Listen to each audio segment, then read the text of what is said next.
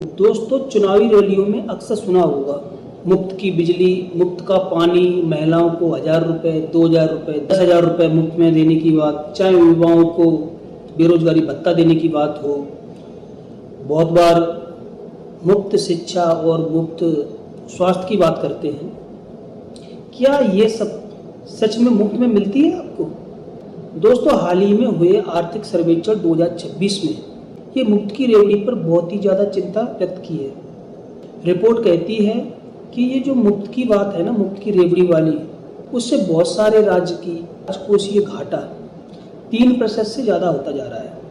अगर हम केंद्र की बात करें तो केंद्र का भी राजकोषीय घाटा 4.5 या 7 है, उसके आसपास हो गया है। आखिर ये मुफ्त की रेवड़ी वाला ये जो एजेंडा है, क्या इससे देश को वास्तव में फायदा मिल रहा है, वास्तव में नुकसान है? आखिर ये डर क्या है? इसके पीछे की सच्चाई को समझते हैं। हाल ही में हुए आर्थिक सर्वेक्षण 2026 की रिपोर्ट कहती है, बहुत ही चिंता व्यक्त करती है, ऐसा कहें, वादा कर देते हैं कि हम मुफ्त पानी देंगे, मुफ्त बिजली देंगे, बहुत सारी वादा कर देते हैं। महिलाओं को हम 2,000 रुपये महीना देंगे, कोई 10,000 रुपये महीना देने की बात करता है। अलग अलग तरह के मुफ्त की रेवड़ी वाली जो रिवाज है, इसका वादा करते हैं लोग बाग। हालांकि ये मुफ्त की रेवड़ी वाला जो पॉइंट है वो मोदी जी ने उठाया था दिल्ली की सरकार के लिए, जब आपकी सरकार थी, अरविंद केजरीवाल की सरकार थी। हालांकि अब वो खुद बीजेपी सरकार बहुत सारे राज्यों में, यहाँ तक कि दिल्ली में, मुफ्त पानी, मुफ्त बिजली और महिलाओं को 2,100 या 2,500 रुपये देने की खुद योजना चला रही है। हालांकि खुद इसके विरोध में थी, लेकिन खुद चला रही है। असल में क्या है, राजनीतिक पार्टियों की भी ये बेबसी हो गई है ये मुफ्त की चीज़ बांटने की। अगर वो नहीं बांटेंगी तो दूसरी राजनीतिक पार्टियां बोल के रखी हुई हैं वो बांटेंगी, तो जो वोटर हैं वो उधर चले जाएंगे, दूसरी पार्टी जीत जाएगी। तो ये कहीं ना कहीं एक मजबूरी सी हो गई है। अब समझने वाली बात यह है कि इस रिपोर्ट में क्या है। इस रिपोर्ट में ये बहुत बड़ी चिंताएं व्यक्त की गई हैं कि अगर ये राजकोषीय घाटा जो राज्यों के 3% के आसपास है और केंद्र सरकार के 4.56% के आसपास है, वो धीरे धीरे बढ़ रहे हैं। राजकोषीय घाटे को समझिए। राजकोषीय घाटा क्या है कि जो आय है, चाहे राज्य सरकार की हो, केंद्र सरकार की हो, और उनके जो खर्च हैं, चाहे राज्य सरकार के हो, चाहे केंद्र सरकार के हो, जो आय से अधिक यदि खर्च होगा तो उसको बोलते हैं राजकोषीय घाटा।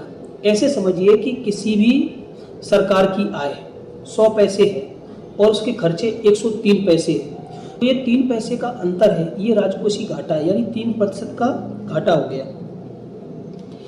तो इस घाटे को पूरा कैसे किया जाएगा? इस घाटे को पूरा करने के लिए जो सरकारें हैं वो लोन लेती हैं, बैंकों से लोन लेती हैं, बड़ी बड़ी कंपनियों से लोन लेती हैं, बॉन्ड जारी करती हैं, तमाम प्रकार के जो निवेश वाली कंपनियां उससे लेती हैं।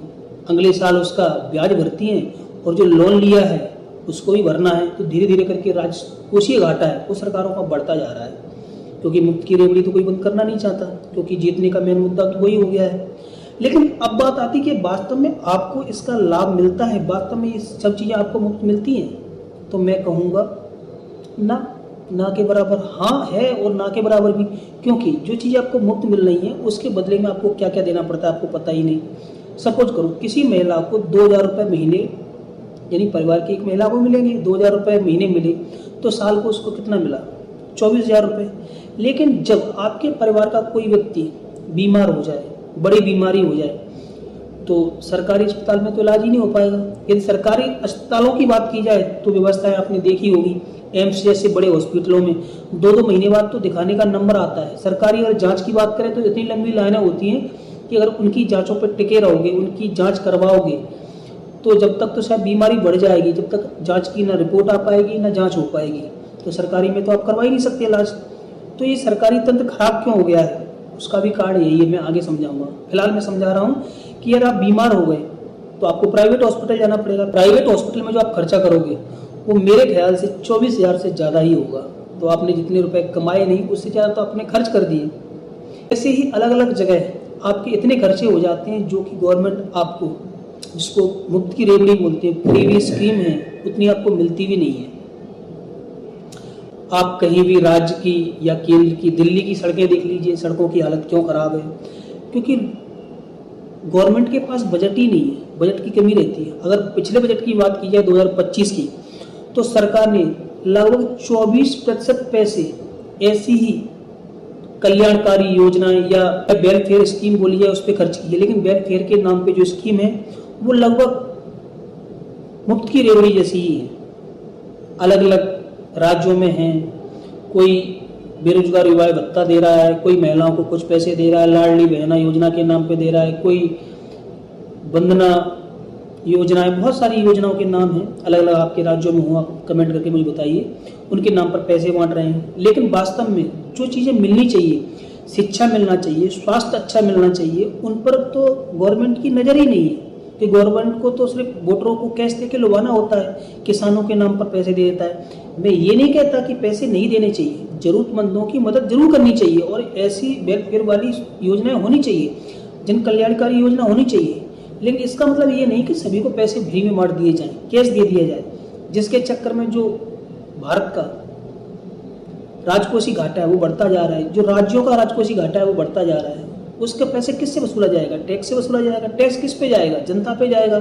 सबसे ज़्यादा मध्यम वर्ग का व्यक्ति पिसता है, जो कि अमीर और गरीब के बीच में सैंडविच की तरह पिस रहा है। और सोचने वाली बात यह है, जो फ्रीवे स्कीम है, जो मुफ्त की रेवड़ी है, इसका सबसे ज़्यादा विरोध करने वाली बीजेपी सरकार थी। आज बीजेपी खुद बांट रही है। आर्थिक सर्वेक्षण 2026 ने इन्हीं सब चीज़ों के लिए बहुत ही बड़ी चेतावनी दी है और चिंता व्यक्त की है कि इस तरह से अगर ये राजकोषीय घाटा बढ़ता रहा और इस तरह से ये फ्रीवे स्कीम चलती रही, मुफ्त की रेवड़ी बढ़ती रही, तो सरकारें घाटे में चली जाएंगी, राजकोषीय घाटा बढ़ जाएंगे, जिससे कि आने वाली हमारी जो पीढ़ियां हैं उन पर कर्ज का बोझ बढ़ जाएगा। तो दोस्तों, समाधान क्या है? समाधान देखो बिल्कुल सिंपल सा है। सबसे पहले समाधान ये है कि ये जन कल्याणकारी योजनाएं जरूरी तो हैं, लेकिन वास्तविक लोगों तक पहुंचनी चाहिए, बस उतना ही, सबके लिए नहीं, वोटरों को लुभाने के लिए नहीं होना चाहिए।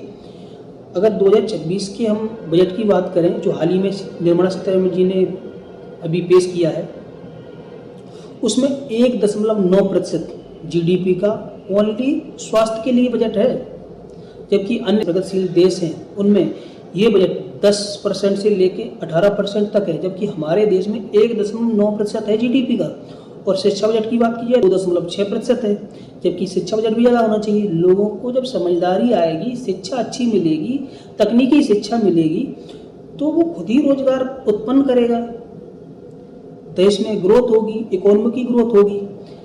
देखो, कर्ज लेना भी गलत नहीं है। अगर आप ऐसे बोलो कि कर्ज लेना गलत है, नहीं, कर्ज लेना गलत नहीं है, लेकिन कर्ज लेके खर्च किस पे कर रहे हैं? एक रेवेन्यू एक्सपेंडिचर, एक हो गया कैपिटल एक्सपेंडिचर।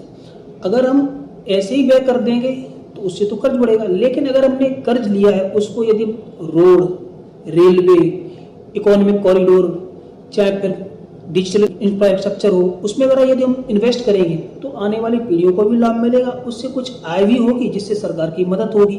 और सबसे जो जरूरी चीज़ है, वो उससे रोजगार उत्पन्न होगा। जो भारत की बेरोजगार की समस्या, उसमें भी थोड़ी सी मदद मिलेगी। तो सरकारों को इस पर सोचना चाहिए। इस तरह की मुफ्त की रेवड़ी जो बांट रहे हैं, ये सही है या गलत है, ये आप मुझे कमेंट करके बताइए दोस्तों। यदि आपको ये मेरा विश्लेषण अच्छा लगा तो वीडियो को लाइक करिए, दोस्तों को शेयर करिए। यदि अभी तक आपने मेरे चैनल को सब्सक्राइब नहीं किया है तो चैनल को सब्सक्राइब कर लीजिए। मिलते हैं नई वीडियो, नई जानकारी के साथ। तब तक के लिए धन्यवाद।